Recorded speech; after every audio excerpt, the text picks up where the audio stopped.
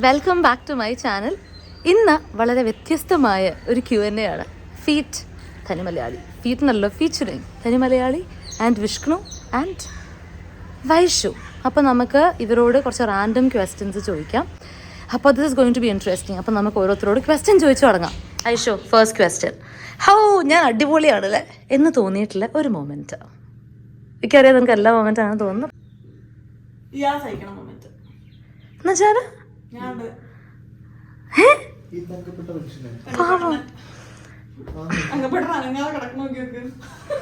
ഈ ശാന്തത എനിക്ക് ഇടയ്ക്ക് പറ്റാറില്ല, അപ്പൊ ഞാൻ സഹിക്കും. എനിക്ക് തോന്നുന്നു ഞാൻ അടിപൊളിയാണ്.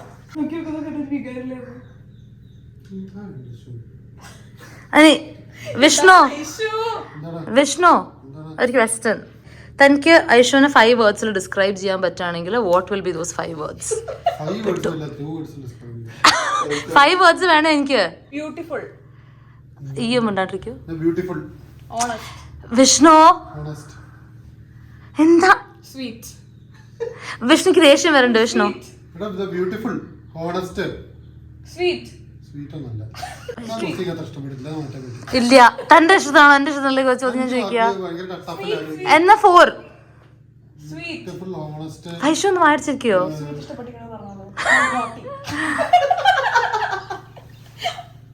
പറയൂ.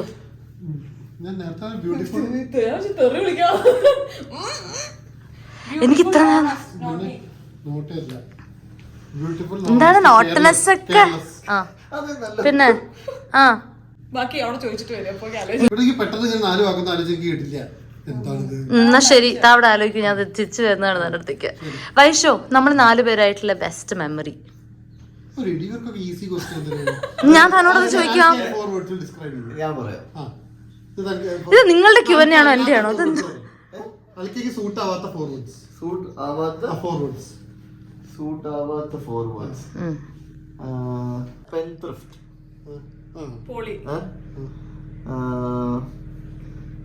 കെയർലെസ് അല്ല. അല്ല, എനിക്ക് തോന്നിയിട്ടുള്ള കെയർലെസ് ആണ് ചെയ്യുന്ന എല്ലാം അവള് നല്ല കെയർഫുൾ ആണ്, അറിഞ്ഞുകൊണ്ടേ ഉള്ളതല്ല. പങ്ക്ച്വൽ.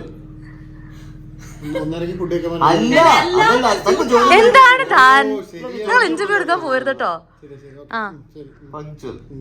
പിന്നെ ഇഷ്ടപ്പെടാനില്ല, പക്ഷെ എന്നാലും പറഞ്ഞോളൂ, രസമുണ്ടത് കേൾക്കാൻ. പിന്നെന്താ? പിന്നെ ഞാൻ പിന്നെ കണ്ടോളാട്ടോ. കാം.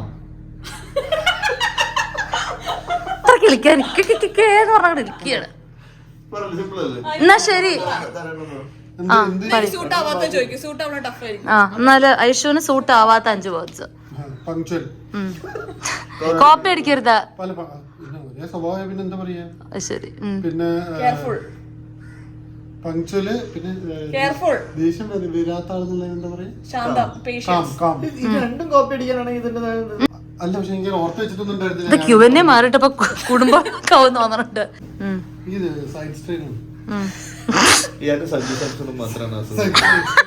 മറ്റേ വളകാപ്പിന്റെ അന്ന് ഒരു കസേര എടുത്ത് പൊക്കിയപ്പോഴത്തേക്ക് ടിക്ക് നായി. അത് 6 പേർക്ക് കാണിച്ചു കൊടുത്തപ്പോഴത്തേക്ക് സൈഡ് സ്ട്രെയിൻ. അതെ, ഞാൻ ഓർത്തത് ഇയാളിങ്ങനെ 10 പേർക്ക് കാണിച്ചു കഴിഞ്ഞാൽ വീണ്ടും. എന്നാ പറഞ്ഞോളൂ.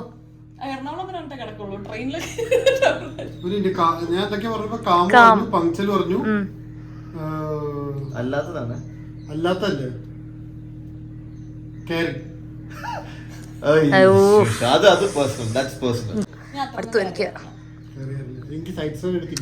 ശരി. ഐഷോ പറയൂ. തിരിഞ്ഞു നോക്കാൻ പറ്റുമോ? കസേര എടുത്ത് പൊക്കരുത് വരുന്നുള്ളത് നമ്മൾ മനസ്സിലാക്കണം. പിന്നെ ജിമ്മിൽ പോയി ചില കാര്യങ്ങൾ ചെയ്യരുത്. ഒരു സിയാറ്റിക്കൽ സർജറി കഴിഞ്ഞ ഒരാളെന്ന് മനസ്സിലാക്കി കഴിഞ്ഞാൽ 2 പൊക്കൽ പൊക്കി ബാക്ക് വന്നതെന്ന് കളന്ന് നമ്മളെന്താ പറയണ്ട, ഇവിടെ കുട്ടാ എന്താണിത്? ഇയാളുടെ തലയോടെ പോയി പെട്ടെന്ന്. ഞാൻ ക്യാമറയിൽ വിട്ടുപോയി ജീവിതത്തിൽ. ഓക്കെ, 3 ടൈറ്റിലുണ്ട് നമ്മൾ പറഞ്ഞു. അത്രേ ഉള്ളൂ. എനിക്ക് മോശം ക്വാളിറ്റി മനസ്സിലായി. അതുകൊണ്ടല്ല പറഞ്ഞ എവിടെ നിർത്തണം എന്നൊക്കെ അറിയില്ല, അതുകൊണ്ടാണ്.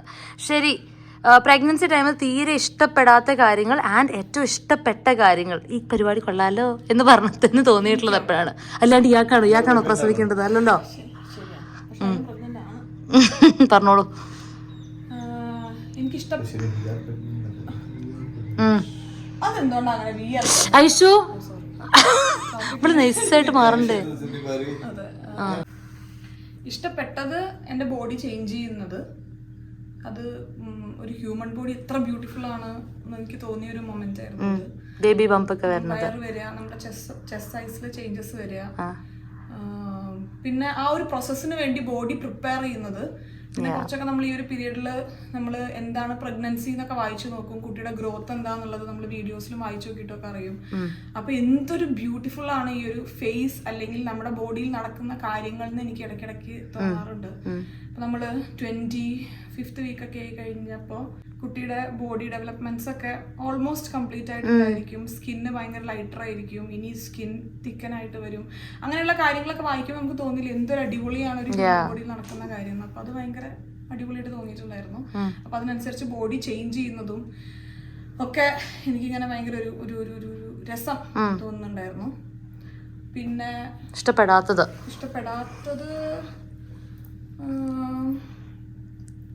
എനിക്കിങ്ങനെ നേരത്തെ പറഞ്ഞതുപോലെ എനിക്ക് ഭയങ്കര കെയറിങ് ഇഷ്ടമുള്ള ഒരാളല്ല. കുറച്ച് എന്റേതായ അവളുടെ വഴിക്കാൻ വിട്ടേക്ക്, മൈൻഡാക്കാണ്ടിരുന്നാ മതി, അപ്പൊ തിരിച്ചു വന്നോളൂ. ടൂ മച്ച് കെയർ എനിക്ക് ഹാൻഡിൽ ചെയ്യേണ്ടത് എങ്ങനെയാണെന്ന് എനിക്ക് അറിഞ്ഞുകൂടാ. എന്റേതായ രീതിയിൽ ഞാൻ ജനിച്ചു വളർന്ന ഒരു ബുദ്ധിമുട്ട് അങ്ങനെയല്ല, പക്ഷെ അത് ഞാൻ പരിചയമില്ലാത്തൊരു കാര്യം ആയതുകൊണ്ട് അതിന് മനസ്സിലായി എങ്ങനെ സിറ്റുവേഷൻ ഹാൻഡിൽ ചെയ്യണം എന്ന് എനിക്ക് മനസ്സിലാവുന്നില്ല. നമ്മൾ 4 പേരുടെ ഏറ്റവും നല്ല മെമ്മറി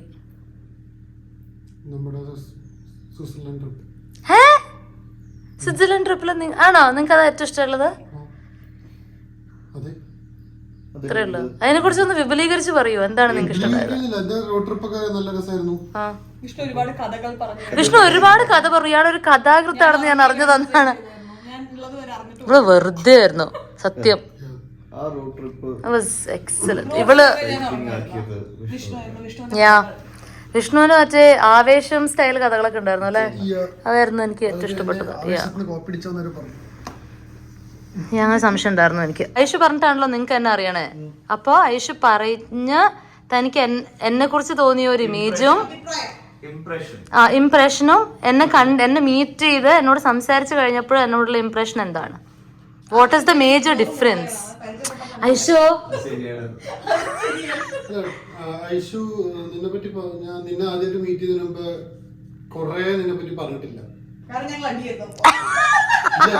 കല്യാണം കഴിഞ്ഞപ്പോഴൊന്ന് സെറ്റപ്പ് ആയതേ.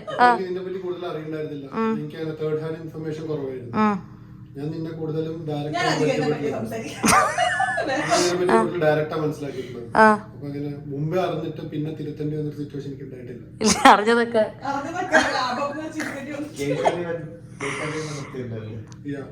അതാ എന്നോടൊരു ചോദ്യം ചോദിക്കോ? രസന്റെ കളി ചോദിക്കോ? ഞാൻ പുറത്ത് ബാൽക്കണിയിലാക്കി ചാടും. എന്നാ അയാൾ അയക്കും, എന്നാ അയാള് എസ്കേപ്പ് ആവാൻ നോക്കിയിട്ട് ഞാൻ പിടിച്ചു വെച്ചതാണ്. എന്നാൽ അയാളുടെ വഴിക്ക് വിടാം. അതാ ബാൽക്കണി പോയി സുഖമായിട്ട് ചാടിക്കോളൂ, ഞങ്ങളായിരുന്നു ആരും നോക്കണില്ല.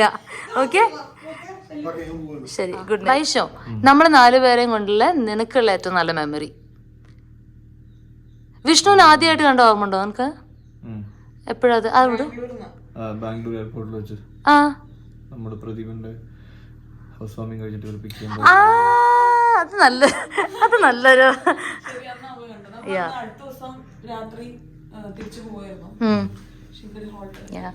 നമ്മളുടെ മാനേജറാണ് ഇരിക്കുന്നത്. ഞങ്ങളുടെ ഞങ്ങളുടെ രണ്ടുപേരുടെ ഫസ്റ്റ് മാനേജറാണ് ഇരിക്കുന്നത്. അതെ, പണിയെടുക്കാറുണ്ടായില്ല, പക്ഷെ എന്നാലും അതെ. അവസാനം ഇയാള് വെച്ചൊഴിഞ്ഞു, ആയുധം വെച്ചൊഴിഞ്ഞു.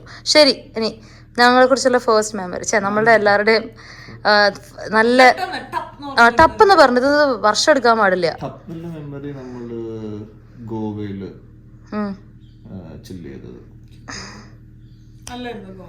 ഗോവ നല്ലതായിരുന്നു. വിഷ്ണുവിന് നിന്നെ കൊണ്ട് ഒട്ടും ഇഷ്ടമില്ലാത്ത സ്വഭാവവും ഏറ്റവും ഇഷ്ടമുള്ള സ്വഭാവവും? ഇഷ്ടമില്ലാത്ത സ്വഭാവം ഓ വിഷ്ണു, അയാള് മറ്റേ മഹാഭാരതം എഴുതൂടെ, വാ തോരാണ്ട് പറയും. ഇഷ്ടപ്പെടാത്ത എനിക്ക് തോന്നുന്നു പങ്ക്ച്വൽ അല്ലാത്തതായിരിക്കും, ബുദ്ധിമുട്ടുള്ള സ്വഭാവം. പിന്നെ അറിയണ്ടെന്ന് എനിക്കറിയാം, പക്ഷെ എന്നാലും ഏത് പറയണം? ഇഷ്ടപ്പെടുന്ന ഇഷ്ടപ്പെടുന്നത് ഇപ്പൊ എന്തായിരിക്കും? എന്റെ ബോഡി ഇഷ്ടപ്പെടുന്നത് ഓണസ്റ്റ് ആണെന്നുള്ളതായിരിക്കും. ഉള്ള കാര്യമുള്ള പോലെ മുഖത്തും കിട്ടു പറയാൻ പറഞ്ഞത് കൊടുക്കുക. വൈഷു, നിനക്കുള്ള ക്വസ്റ്റ്യൻ. ലാസ്റ്റ് 5 yearsല് ഐഷുവിന്റെ മാറ്റങ്ങൾ നമ്മള് വിറ്റ്നസ് ചെയ്തത്, and what do you have to say about it? Amazing. It's really amazing. Last 5 years ഞാൻ മൊത്തത്തിൽ പറയാം. ആദ്യം തൊട്ട് വരെ അയാൾ കഥ എഴുതുകയാണ്. വീഡിയോ ആക്കാൻ പറ്റും. ഇത്രയും പണിയെടുക്കാൻ വേണ്ടിയുള്ള ഒരാൾ ഇങ്ങനെ പണിയെടുക്കുന്ന ഞാൻ ഒരിക്കലും വിചാരിച്ചു. ആണോ പറയാനുള്ളത്? അങ്ങനെയല്ല, അങ്ങനെ തന്നെയാണ്. നല്ല പണിയെടുക്കാൻ ബുദ്ധിമുട്ടുണ്ടായിരുന്നു ഞങ്ങക്ക്. അങ്ങനെയല്ല. എന്താണ്, ഒരാളൊരു പാഷനൈറ്റ് ആയിട്ടുള്ളൊരു പാഷന്റെ പുറകെ പോകുമ്പോൾ അത് ജോലി അല്ലാതെ കൺസിഡർ ചെയ്യുമ്പോഴത്തേക്ക് അവരത് എത്ര നന്നായിട്ട് എത്ര എൻജോയ് ചെയ്ത് ചെയ്യാൻ പറ്റുന്നുള്ള കാര്യം വളരെ എവിഡൻസ് ആയി കാണിച്ചു തന്നു അല്ലേ? വളരെ നല്ലതാണ്. ശരി, താങ്ക് യു. ഇനി തനിക്കുള്ളൊരു ക്വസ്റ്റ്യൻ. നല്ല രസമുണ്ടാ പൂവിന്റെ ബാക്കിൽ വരുമ്പോ? അരളിയാണത്. കുങ്കുമപ്പൂ അല്ലത്? അരളി. ഇതിനെ പറ്റിയല്ല അമ്മ ഇന്നലെ പറയുണ്ടായിരുന്നു. യാ, ഇത്തിരി മാറി നിന്നോളൂ. തിന്നാൻ നിക്കണ്ട. അത് വിഷാണ്. വിഷാണെന്നല്ലാതെ കഴിച്ചിട്ട് ഏതോ ഒരു കുട്ടിക്ക് എന്തോ പറ്റി. ഐഷുപ്പാ, നെക്സ്റ്റ് എനിക്ക് ചോദിക്കണം എന്നുണ്ടായിട്ടുള്ളതാണിത്. If not a content creator, നീ എന്തായിട്ടുണ്ടാവും? ഞാൻ ഒരു ക്യൂ ആയിട്ട് വർക്ക് ചെയ്യായിരുന്നല്ലോ. വേറെ എനിക്ക് ഭയങ്കര ഇൻട്രസ്റ്റ് ഉണ്ടായതുകൊണ്ട് ക്യൂ ആയ ഒരാളായിരുന്നില്ല ഞാൻ. എനിക്ക് ഒരു ഇൻകം ഒരു മാസം ജനറേറ്റ് ചെയ്യണം എന്ന് നിർബന്ധം ഉണ്ടായിരുന്നു, കുറച്ചൊരു ഫിനാൻഷ്യലി ഇൻഡിപെൻഡന്റ് ആവാൻ വേണ്ടിയിട്ട്. അപ്പോ ഈ കണ്ടന്റ് ക്രിയേറ്റർ അല്ലെങ്കിൽ കോണ്ടന്റ് ക്രിയേറ്റർ ആവുന്നതിന് മുന്നേ നമ്മൾ എന്തൊക്കെയായി? നമ്മൾ സെയിൽസിൽ വർക്ക് ചെയ്ത് നല്ല അനുഭവം ഉണ്ട്. വേണ്ടിയിരുന്നില്ല. അതിനുശേഷം ഞാൻ മറ്റേ ഇന്റലില് പാക്ക് ചെയ്യാൻ വേണ്ടി പോയി. പിന്നെ സാറയില് ഫ്ലോർ സ്റ്റാഫായിട്ട് അത് പോയില്ല. ജോലി കിട്ടി സമയത്ത് അതൊക്കെ നീ എന്റെ അടുത്ത് പറഞ്ഞ എനിക്ക് ഓർമ്മയുണ്ട്. ഇങ്ങനെ ഒരു ഓപ്ഷൻ ഉണ്ട് എന്നൊക്കെ പറഞ്ഞിട്ട് അവിടെ സാധനം വാങ്ങിച്ചിട്ട് തിരിച്ചു വരിക. പിന്നെ അതിനുശേഷം ക്യൂ ആയിട്ട് പോയി. പിന്നെ അതിന്റെ ലഞ്ച് മമ്മ എന്ന് പറഞ്ഞിട്ടുള്ള ഒരു ഓപ്ഷൻ ദീപജിക്ക് ഷെയർ ചെയ്തിട്ടുണ്ടായിരുന്നു. അതായത് സ്കൂളില് പിള്ളേർ ഉച്ചയ്ക്ക് ലഞ്ച് കഴിക്കുന്ന സമയത്ത് അവരെ അസിസ്റ്റ് ചെയ്യാൻ വേണ്ടിയിട്ട് അവർക്കൊരു എന്റർടൈൻമെന്റ് വാല്യൂ ക്രിയേറ്റ് ചെയ്യാൻ. അത് നല്ലതായിരുന്നു. എല്ലാരും കൈയിട്ട്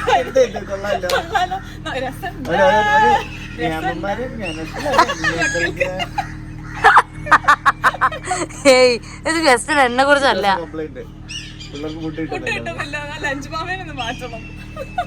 ലഞ്ച് മാമെന്ന് ലിറ്ററൽ സെൻസിലെടുത്ത് ഞാൻ കുട്ടികളുടെ ലഞ്ച് തിന്നു.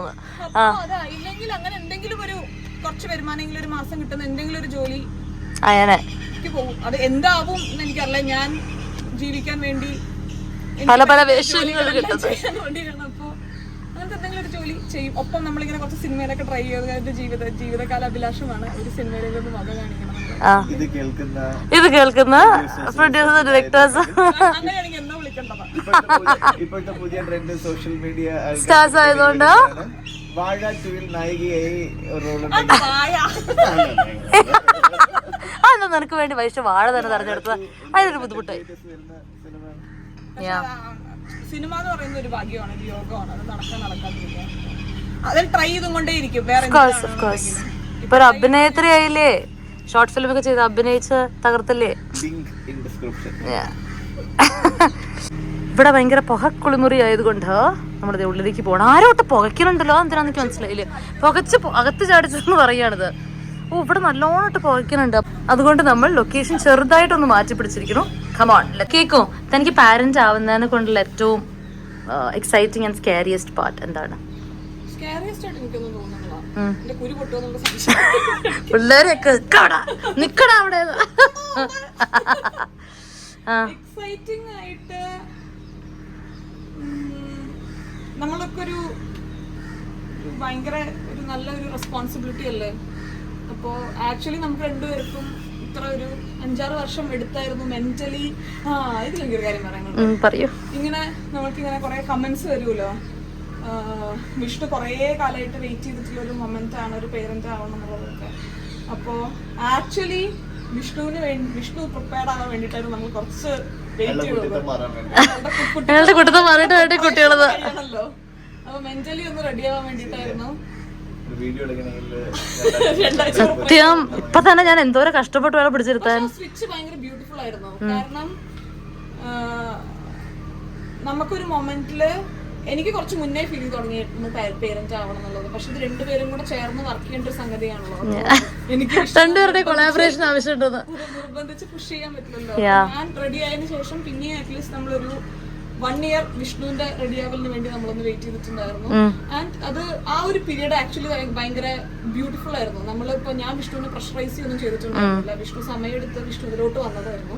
അപ്പൊ വിഷ്ണുവിന് തന്നെ ഫീൽ ചെയ്ത് തുടങ്ങി കുറച്ച് കഴിഞ്ഞപ്പോ നമുക്ക് പേരന്റ് ആവണം എന്നുള്ളത്. അപ്പൊ അതൊരു വലിയ റെസ്പോൺസിബിലിറ്റിയാണ്. അത് എത്ര നന്നായിട്ട് നമുക്ക് ഹാൻഡിൽ ചെയ്യാൻ പറ്റും എന്ന് നോക്കിക്കാണുന്നതിൽ എനിക്കൊരു എക്സൈറ്റ്മെന്റ് തോന്നുന്നുണ്ട്. അതന്നെ. ഇനി വിഷ്ണുവിനോട് ഈ ക്വസ്റ്റ്യൻ ലാസ്റ്റ് ആയിട്ട് ചോദിച്ചിട്ട് ലാസ്റ്റ് ഈ ഒരു ക്വസ്റ്റ്യൻ ചോദിച്ച് നമുക്ക് അവസാനിപ്പിക്കാം. വിഷ്ണു ചേട്ടാ, ഞാൻ എന്തെങ്കിലും കാര്യം നടത്താറുണ്ടെങ്കിൽ വിഷ്ണു ചേട്ടാന്ന് വിളിക്കും. അതിലായാലും വീഴുന്നതാണ് എൻ്റെ ഒരു പ്രതീക്ഷ. വിഷ്ണു ചേട്ടാ, നിങ്ങൾക്ക് പേരൻസ് ആവുന്നതിൽ ഏറ്റവും എക്സൈറ്റഡ് ആയിട്ടുള്ള ഒരു കാര്യം അത് പറഞ്ഞിട്ട് ഞാൻ അവസാനിപ്പിക്കുകയാണ്. കഴിഞ്ഞു. അന്ന് അപ്പൊ നിങ്ങൾക്ക് സ്വന്തമായിട്ടൊരു അഭിപ്രായം ഇല്ലേ?